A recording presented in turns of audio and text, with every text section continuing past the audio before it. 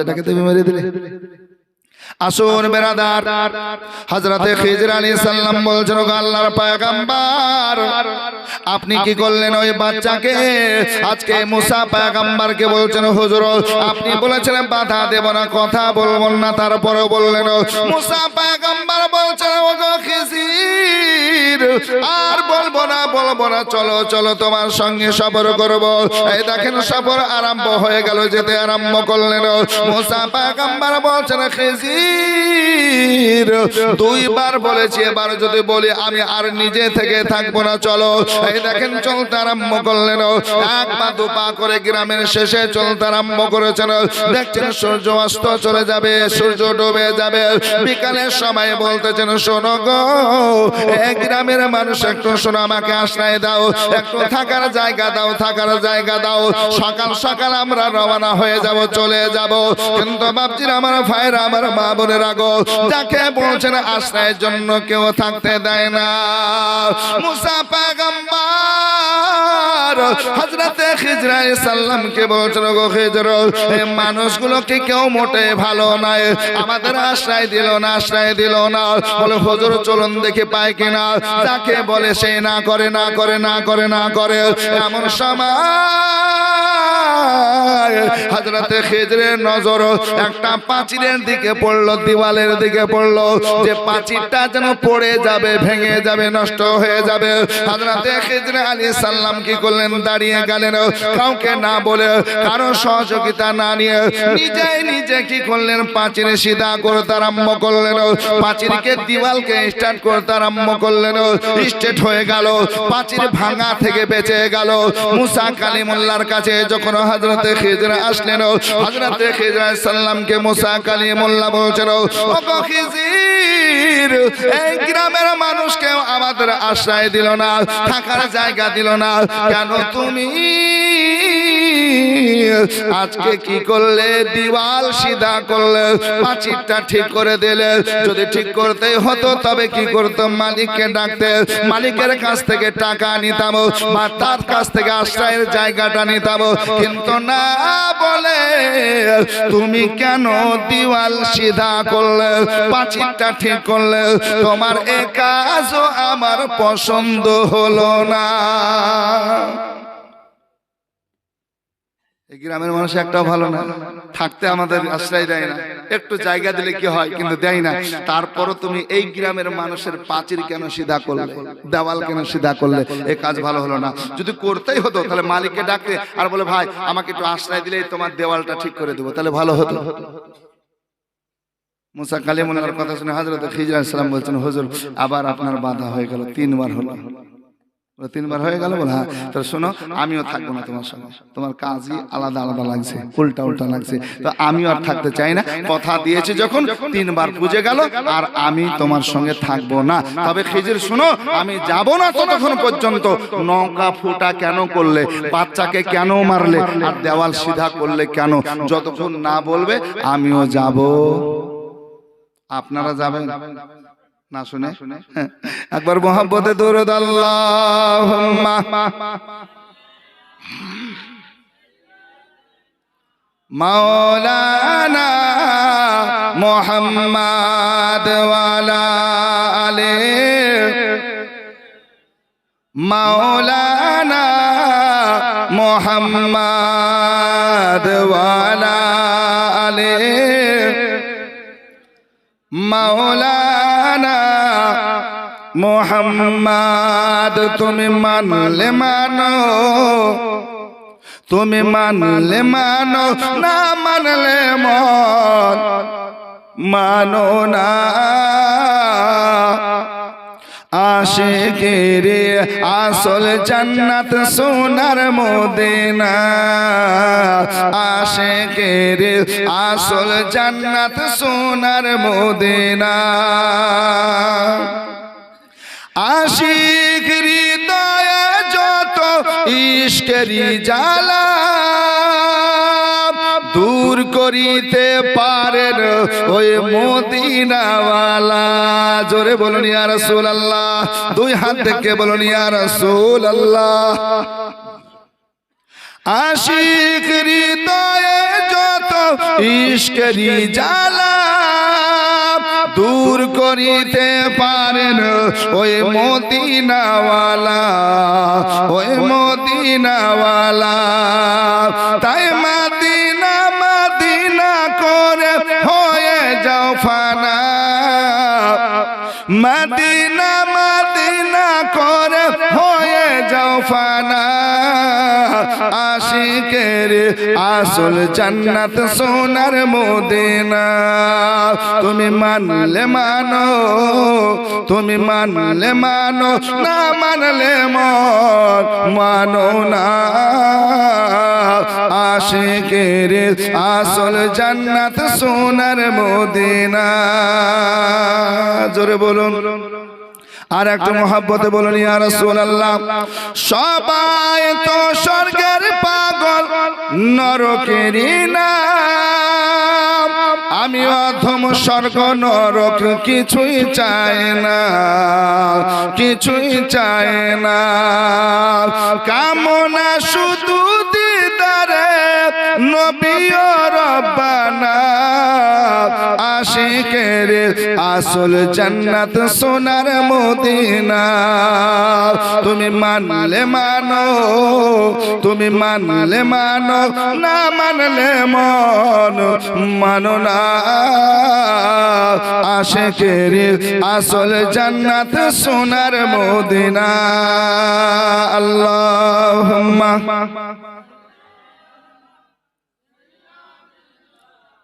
মৌলানা মুহাম্মদ ওয়া আলা আলিহি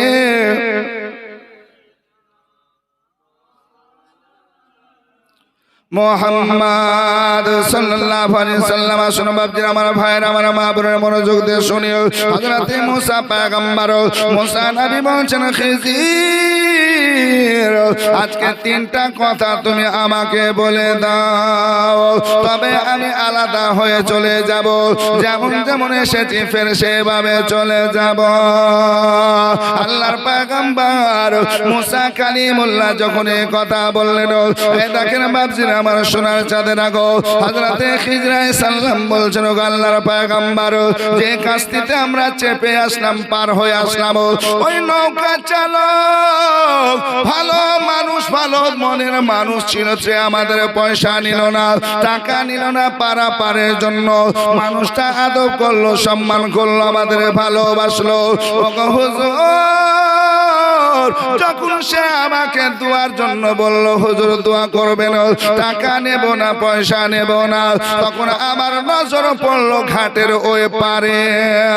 আমি দেখলাম এক জালিম বাদশা। আজকে জালিম বাদশা কি করতেছে, যত কাস্তি যত নৌকা ভালো ভালো নিয়ে আসছে, আজকে নৌকাগুলো সে আয়ত্তের মধ্যে নিয়ে নিচ্ছে, জোর দখল করে নিচ্ছে। আজকে অসহায় মানুষ নৌকা চালিয়ে চালিয়ে সংসার ম্যানেজ করে। আজকে যদি ভালো নৌকাটা ওই জালিম বাদশার কাছে পৌঁছে যায়, আজকে গরিব অসহায় মানুষের নৌকা চলে যাবে, ইনকাম করতে পারবে না, রুজি রোজগার করতে পারবে না। তাই কি করলাম, সুবহানাল্লাহ, আমি নৌকাটা ছিদ্র করে দিলাম, ফুটা করে দিলাম, বলা করলাম, দোষওয়ালা বানিয়ে দিলাম। কারণ যখন নৌকা ফুটো দেখবে, আজকে বাদশা জালিম নৌকা নেবে না, নেবে না।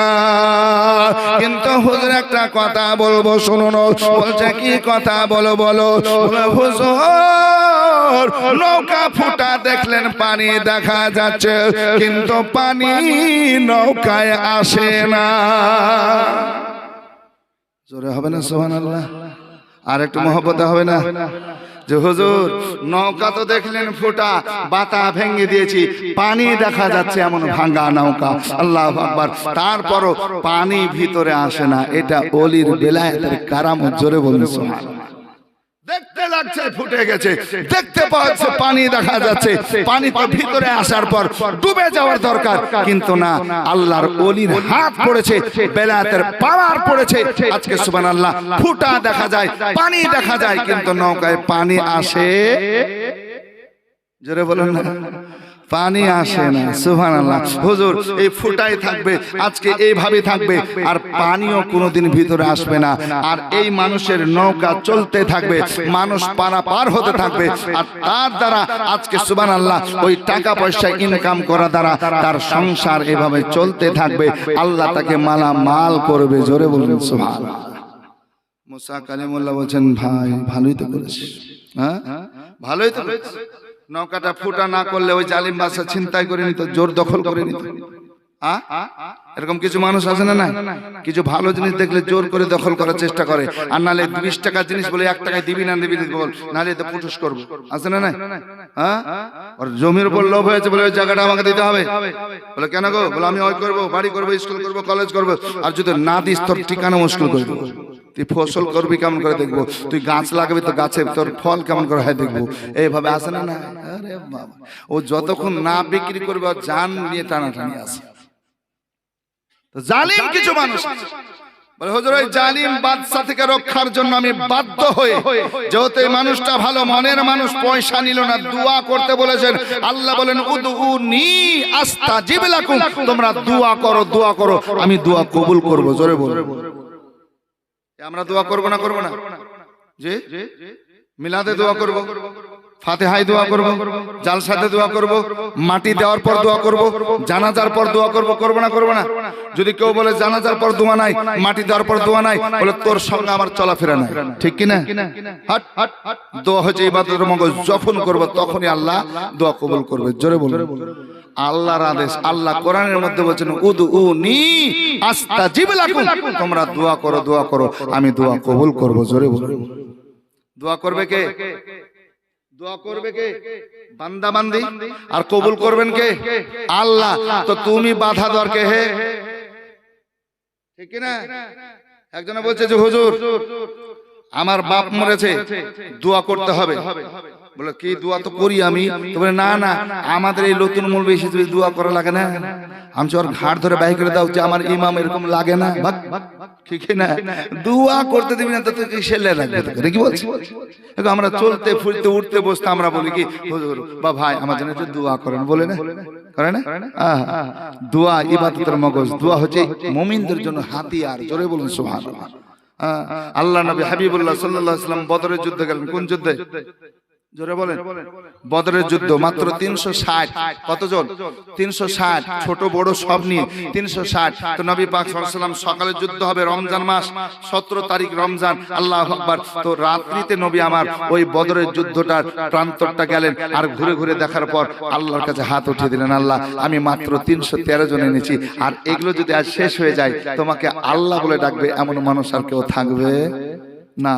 তাই আল্লাহ আমি তোমার কাছে দোয়া করছি, তোমার কাছে সাহায্য চাইছি যে আমার এই 360-এর মধ্যে এমন বল দাও, এমন শক্তি দাও, ক্ষমতা দাও, যেন আমরা আজকে সুবহানাল্লাহ মদদ সাহায্যের মাধ্যমে আমরাই জিততে পারি। জোরে বলুন সুবহানাল্লাহ।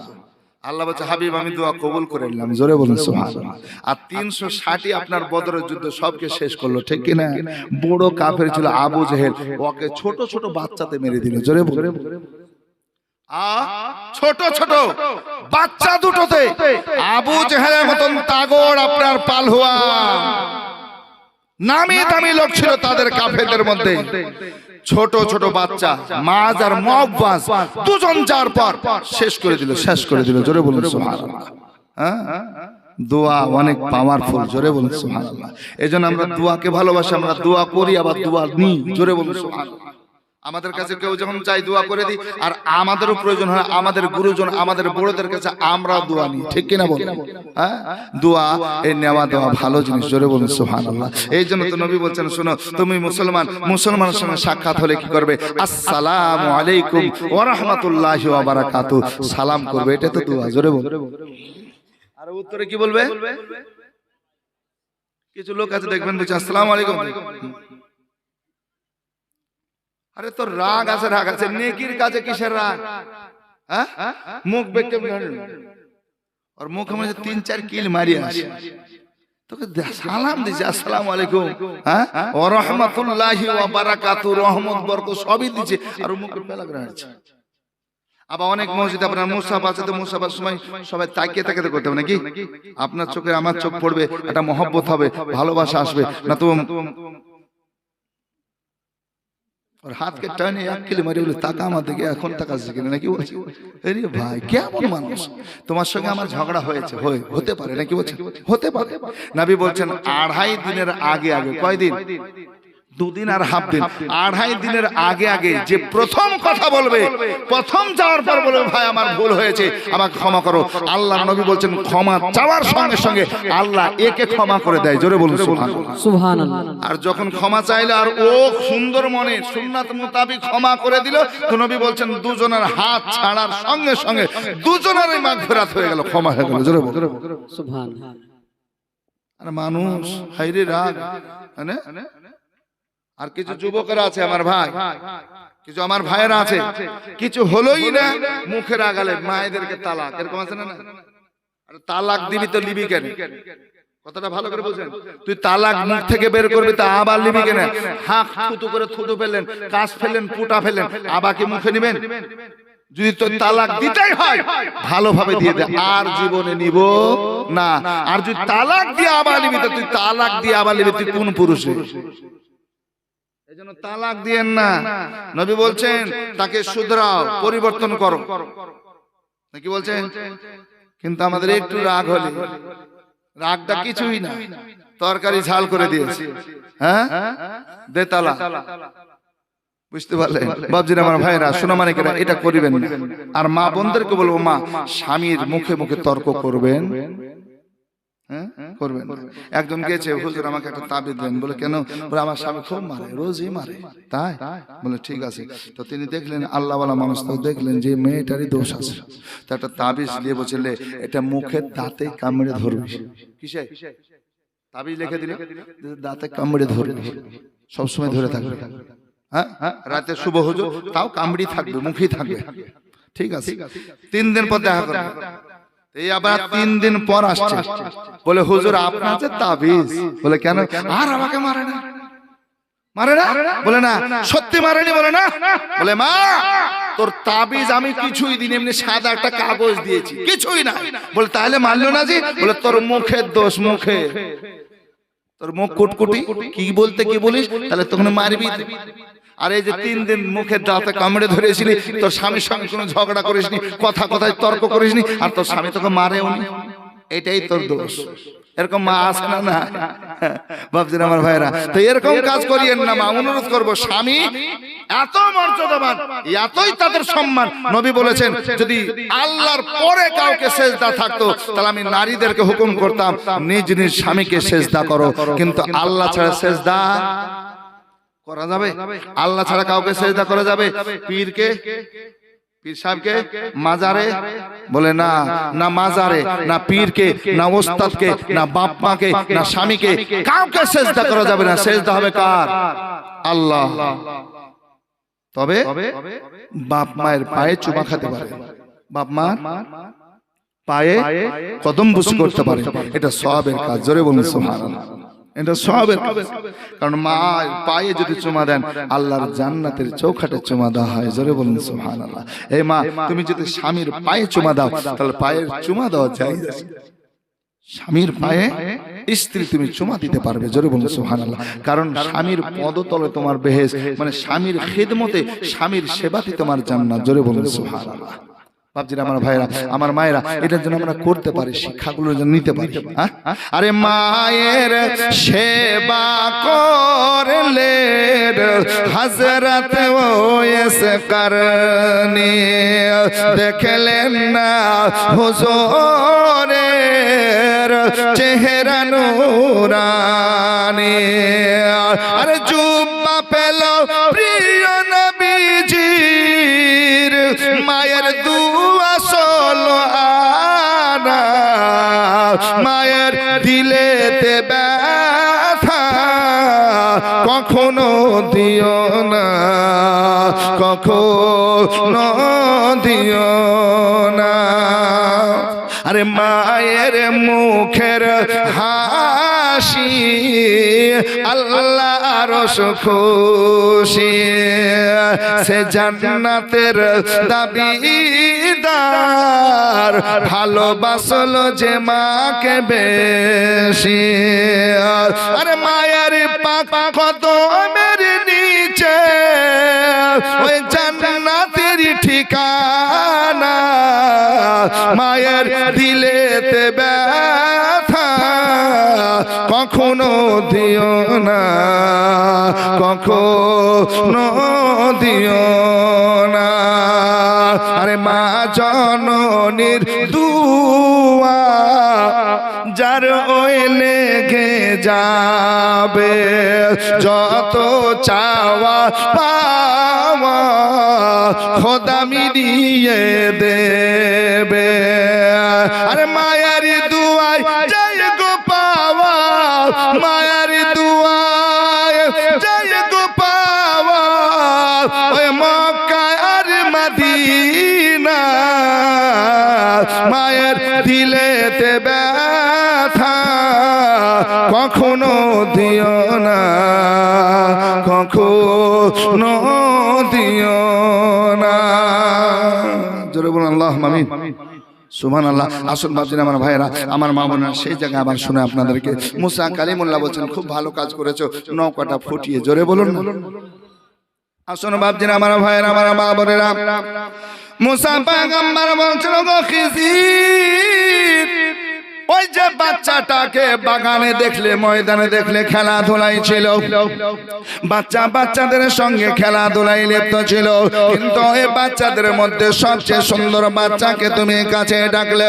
কাছে ডাকার পর তুমি নিকটে নেওয়ার পর তার শ্বাসনালী বন্ধ করলে তার প্রাণকে নাশ করলে তাকে জান থেকে মেরে দিলে কেন মারলে বলো বলো তার মা বাবা কত কষ্ট পাবে দুঃখ পাবে একবার বলো কেন তুমি মারলে একবার বলো রে বলো হযরত খিজির বলছেন হুজুর ওই বাচ্চা যখন খেলাধুলা করতেছিল বাচ্চাদের মধ্যে সবচাইতে সুন্দর ওই বাচ্চাটাই ছিল কিন্তু আমি দেখতেছিলাম তার কপালে লেখা আছে কাফির কাফির দোজখী জাহান্নামে হুজুর গো হুজুর আমি দেখলাম সে আজকে কাফের আজকে দোজখী জাহান্নামে কিন্তু তার মা বাবা জান্নাতি বেহেশতে হুজুর গো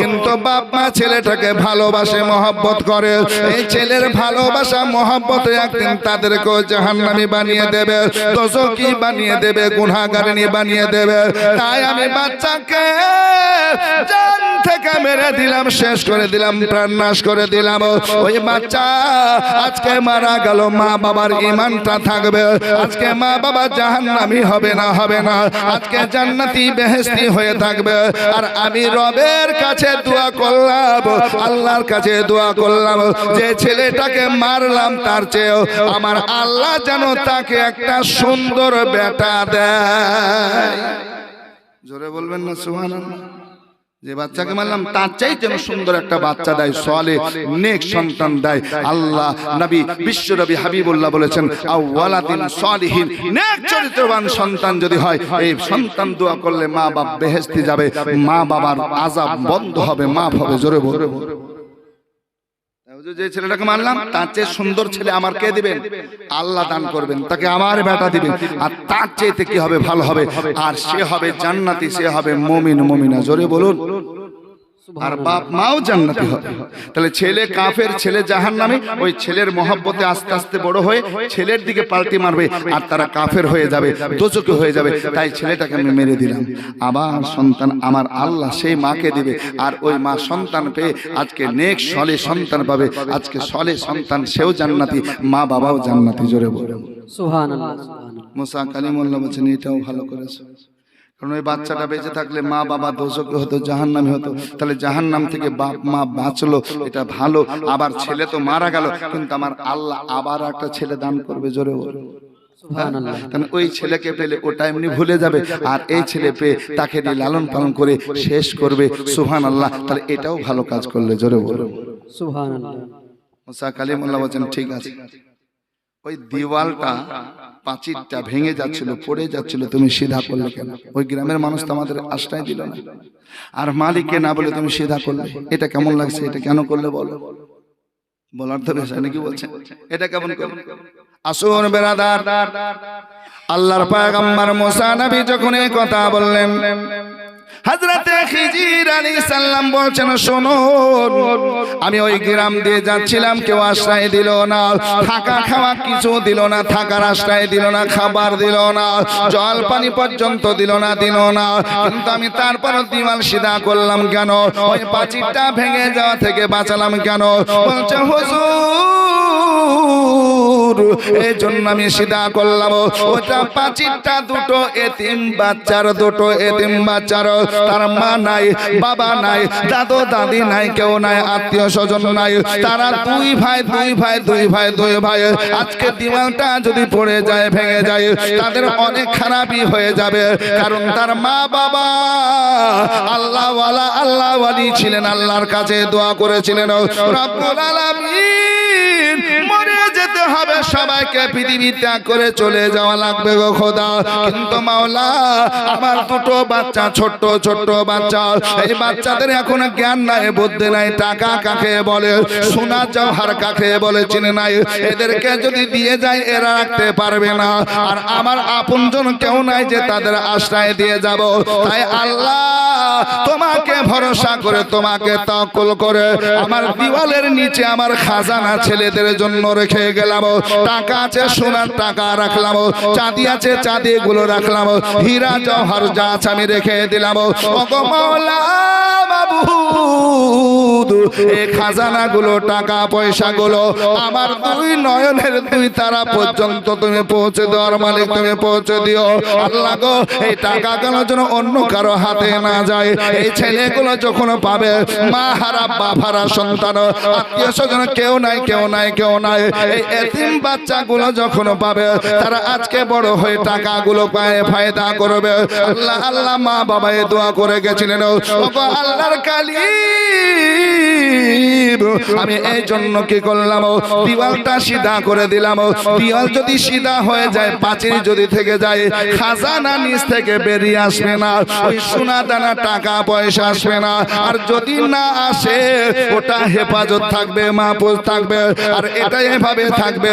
ওই ছেলেগুলো যখন বড় হবে, হুজুর আমি খিজির আলাইহিস সালাম তাদের মাঝে আসবো, মা বাবার কথা তাদেরকে বলে তাদের খাজানা টাকা পয়সা তাদেরকে পাইয়ে দেব। সুবহানাল্লাহ, সুবহানাল্লাহ, আর একটু জোরে হবে না? সুবহানাল্লাহ। তাদের কাছে আমি আসবো যখন তারা বড় হবে, আর বড় হয়ে আল্লাহু আকবার যখন বুঝবে সম্পদ, যখন বুঝবে টাকা পয়সা, আমি তাদের মাঝে আসবো। আর বাপ মাঝে খাজানা রেখে গেছেন, সেই খাজানাগুলো আমি বলে দিয়ে আল্লাহু আকবার আমি আপন জায়গা আবার চলে যাব। জোরে বলুন সুবহানাল্লাহ। হযরত মুসা কালিমুল্লাহ বলছেন, ওগো খিজির, এটা খুব ভালো কাজ করেছো। জোরে বলুন। হ্যাঁ, সোনার মদিনা বহু দূরে, কিন্তু মদিনাওয়ালা আমার অন্তরে, কিন্তু মদিনাওয়ালা আমার অন্তরে, যে গিয়েছে একবার সোনার মদিনা, তার মনে আর কোনো দুঃখ রইল না, যে গিয়েছে একবার সোনার মদিনা, তার মনে আর কোনো দুঃখ রইল না। আমার অন্তর জুড়ে মদিনা আছে রে, অন্তর জুড়ে মদিনা আছে রে, মদিনা মদিনা বলে, মদিনা মদিনা বলে জিকির করি রে, মদিনা মদিনা বলে জিকির করি রে। আল্লাহুম্মা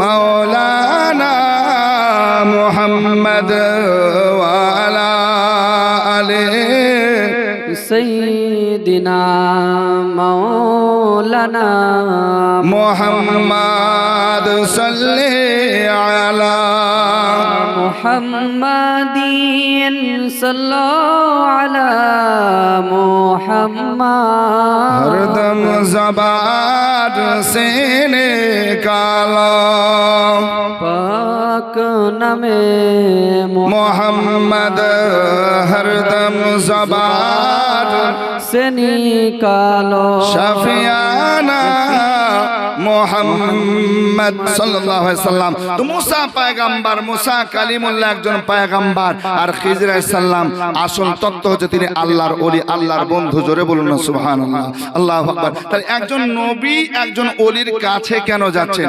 ওলির মর্যাদা বেশি না নবীর? জোরে বলুন। নবী, তিনাদের তুলনা করা যায় না, কিন্তু তারপরও একজন মুসা পয়গম্বর হয়ে নবী হয়ে ওলির কাছে আসছেন। আল্লাহু আকবার। কেন? এটা এই মুসলমানকে শিক্ষা দেওয়ার জন্য। আল্লাহু আকবার। নবী পাক সাল্লাল্লাহু আলাইহি ওয়াসাল্লাম বলেন তোমাদেরকে শেখানোর জন্য যে আজকে সুবহানাল্লাহ তোমরা কি করবে? আল্লাহর ওলির দরবার যাবে। কেন যাবে? ফায়েজ বরকত হাসিলের জন্য। ওলির দরবার কেন যাবে? শিক্ষা গ্রহণের জন্য। তাদের কাছে শিক্ষা নেবে, নামাজ পড়তে হবে, রোজা করতে হবে। আল্লাহু আকবার। আল্লাহ রাসূলকে কেমন করে পাবো? এর জন্য যাওয়া লাগবে। জোরে বলো। আচ্ছা বলেন তো, মা বাপকে ভাত দেয় না, মা বাপ পীরের দরবার যেতে পাবে নাকি? জোরে বলতে হবে আপনাদের।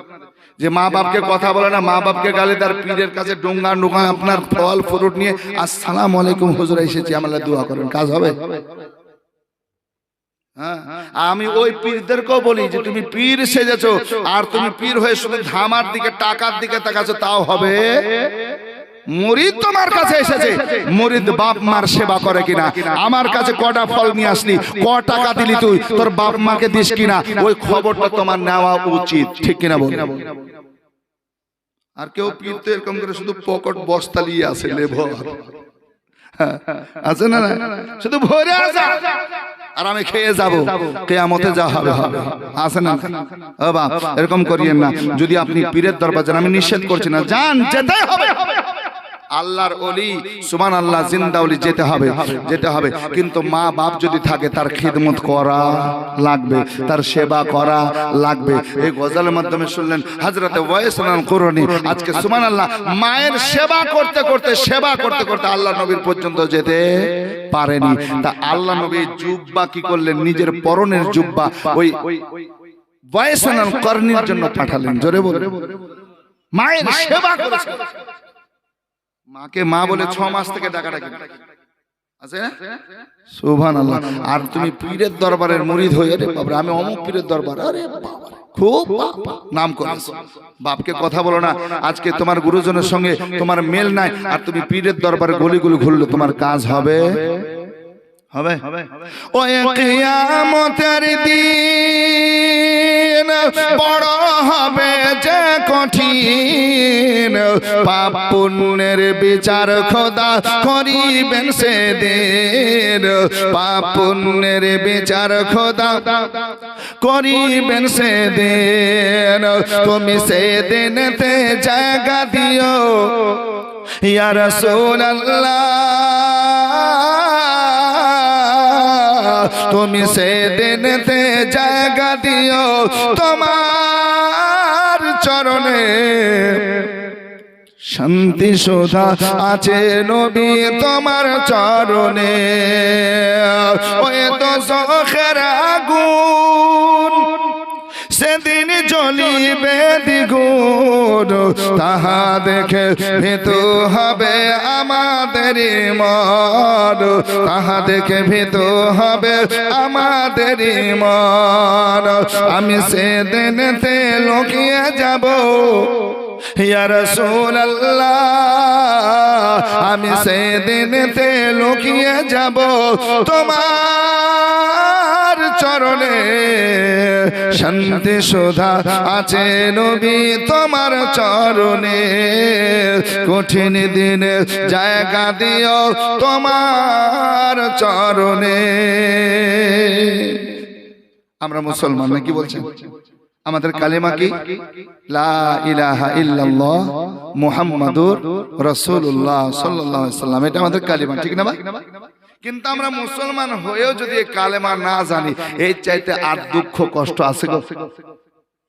কি ভাই খারাপ বলছি, আমার মা বোনেরা আছেন, প্রথম শিক্ষক শিক্ষিকা হচ্ছে মা বাবা। ছোট্ট ছেলেদের শিখাবে কে? জোরে বলে। উঠতে বসতে চলাফেরা যখন কথা শিখবে, মা বাপ বলবে, তখন কালেমা শেখাতে হবে, বিসমিল্লাহ পড়া শেখাতে হবে, নামাজের কথা বলতে হবে, ভালো ভালো কথাগুলো কে শেখাবে? মা বাপ। এবার মা বাপই জানে না তো করবে কি? একাধবার খুব রাগ হয়। এমনিতে বিয়ের সাথে খুব কম পড়ায়, কি বিয়ে পড়া খুব কম, এখন রেজিস্ট্রারি চালিয়ে দিছে, আমাদের অতটা প্রয়োজন হয় না। খুব কাছের মানুষ যদি হয় তো এক আধজনা খুব ডাকে, হুজুর আপনি ইমাম সাহেব মানে চলে, আমার মেয়েটা সুবহানাল্লাহ বিয়ে দিচ্ছে, একটু চলে চলে। তো আমরা এই আপনাদের এলাকায় এই জামাই আসলে দুলহা আসলে কালেমা পড়ায় না? কি গো, হ্যাঁ হুঁ করবেন? পড়ায় না? পড়া ইমাম সাহেবরা পড়ায়, কই ইমাম সাহেবরা পড়ান, এই যে ভাই আমার আছেন সুবহানাল্লাহ, পড়ায় না? তো পড়াতে বসে তখন বলে পড়ো লা ইলাহা ইল্লাল্লাহ মুহাম্মাদুর রাসূলুল্লাহ, এবার বলে না? তো ও বাবু বিয়ে করতে এসে বলছে লা ইলাহা ইল্লাল্লাহ, বলো লা ইলাহা ইল্লাল্লাহ। আবা বলছে কোনদিন পড়াতে অভ্যাস নাই জীবনে, তো বলছে লা ইলাহা ইল্লাল্লাহ, আর মুখ আমি যে দু চার কিলমা বিয়া করতে এসেছিস, আগে কালমা পড়ে শিখাই তারপর বিয়া কর। শুনতে একটু খারাপ লাগবে কি দুলহাকে, মনে হচ্ছে দু চার কিলোমিটার দাঁত মান ভাঙিয়ে দিতে হবে, যা হবে কেস কাছার যা হবে নাকি বলছি। তুই কালমা পড়তে জানলি না, বিয়ের জন্য ছোটাছুটি, ডাইরেক্ট মা বাপকে বলছে বিয়ে দাও না তো কলকাতার যাবো না, এরকম ছেলে আসে না? আর কালমা পড় না, আর এত বড় মোবাইল, বাপ জানে না ছেলের নাম চুল কেটেছে তেরে নাম, ঠিক না বাপজিরা আমার ভাইরা? তাহলে মা বাবার অভিভাবকের দোষ আছে না? আসুন বাপজিরা আমার ভাইরা, আল্লাহর নবী বিশ্ব নবী সাল্লাল্লাহু আলাইহি সাল্লাম তিনি বলেন তালাবুল ইলমি ফারিদাতুন আলা কুল্লি মুসলিমিন ওয়া মুসলিমাতিন, প্রত্যেকটা নর নারীর জন্য ইলমে দ্বীন শেখা ফরজ। অতএব ইলমে দ্বীন শেখাও, তুমি ছেলে মেয়েকে শেখাও, তুমিও শেখো। আল্লাহর নবী হাবিবুল্লাহ বলেছেন, আল্লাহর নবী হাবিবুল্লাহ সাল্লাল্লাহু আলাইহি সাল্লাম বলেছেন, ওগো আমার উম্মতিরা, তোমার বাড়ির পাশে নদী আছে, পুকুর আছে, তলাব আছে, ওই নদীতে যদি তোমরা দিনে রাতে 3 বার না 5 বার করে গোসল করো, এই 5 বার যদি গাটা ধৌত করে গোসল করো, পানি দিয়ে আজকে ধৌত করো, ওগো আমার আশিকানরা বলো তোমাদের শরীরে ময়লা মাটি দুর্গন্ধ গুলো থাকবে কিনা একবার বলো। আশিকানরা বলছেন ইয়া রাসূলুল্লাহ ইয়া হাবিবাল্লাহ, বাড়ির পাশে যদি আজকে নদী থাকে, পুকুর তলাব থাকে, আর তাতে যদি আমরা 5 বার করে গোসল করে, আমাদের শরীরে ময়লা মাটি থাকবে না, আমাদের শরীরে দুর্গন্ধ থাকবে না, আমাদের শরীরটা পাক সাফ হয়ে থাকবে। নবী আমার বলছেন, আমার আশিকানরা সাহাবারা শোনো, আমার আল্লাহ তোমাদের জন্য 5 ওয়াক্ত নামাজ দিয়েছে, এই 5 ওয়াক্ত যদি নামাজ তোমরা পড়ে নাও, যেমন গোসল করলে পানি দিয়ে শরীর ধৌত করলে শরীরে ময়লা মাটি দুর্গন্ধ থাকে না, আল্লাহ এই 5 ওয়াক্ত নামাজ দিয়েছেন, এই নামাজ পড়লে কোনো পাপ থাকে না, গুনাহ থাকে না। এই মুসলমান, নামাজ আপনার জান্নাতের দিকে নিয়ে যায়। আল্লাহ নবী সাল্লাল্লাহু আলাইহি সাল্লাম নামাজে যখন দাঁড়িয়ে যেতেন রে বাবা, আল্লাহু আকবার কবিরা, নবী মুস্তাফার মোবারক পাগুলো ফুলে ফুলে যেত। মা আয়েশা সিদ্দিকা হুমায়রা রাদিয়াল্লাহু তাআলা আনহা বলেন, ইয়া রাসূলুল্লাহ ইয়া হাবিবাল্লাহ, আপনি নিষ্পাপ নবী, আপনার আগে পরে কোনো পাপ নাই, গুনাহ নাই নবী গো, তারপরেও এত পরিশ্রম করেছেন, সারা রাত আপনি ইবাদত করতেছেন, নামাজ আদায় করতেছেন, নবী গো ইয়া রাসূলুল্লাহ ইয়া হাবিবাল্লাহ, পাগুলো ফুলে ফুলে যাচ্ছে, আপনি কমাতে পারেন না। বলেন ওগো আয়েশা, আমার পাপী গুনাহগার উম্মতের জন্য আমি আল্লাহকে রাজি করার জন্য, আল্লাহকে খুশি করার জন্য নামাজ আদায় করেছি, আর আমার পাপী গুনাহগার উম্মতের যাতে মাগফিরাত হয়, আমাকে যেন ক্ষমা করার জন্য দেয়, আজকে শাফাত করতে জন্য দেয়, এই জন্য আমি নামাজ পড়তেছি। জোরে বলুন সুবহানাল্লাহ। ও যুবক ভাইরা, আমার বাবা জীবন ভাইরা, আমার মা বোনেরা, আমাদেরকে নামাজ পড়তে হবে, নামাজ আমাদের জন্য মাপ নাই, আছে নাকি? আমার কিছু বাবা জীবন ভাই তো মসজিদ কেমন তাও জানো, ইমাম আছে 12 বছর, তবে যে হুজুর কোনটা ইমাম তোমাদের, তবে যে ওইটাই জানি, আছে না? না এরকম লোক, ও জুমা যায় না, ঈদের দিন যায় পিছন কাতারে, তাও রাকাত ছুটে যায়, এরকম আছে না? একবার ঈদের কাছে তাকবীর যখন 6 তাকবীর, তো নাকি ঈদের নামাজ কয় তাকবীর? আর জানাজা এই ঠিক বলেছে। গোসলের ফরজ কটা গো? এরা বলছে ওরা যা করে করুক, আমরা আর বলবো না, মুখ খুললে দোষ যদি হয়ে যায়। ঠিক কি না? এ বাপ, এ ভাই, এ মা বোন, গোসলের ফরজ কিন্তু আমাদের জানতেই হবে, জানতেই হবে। যদি না জানেন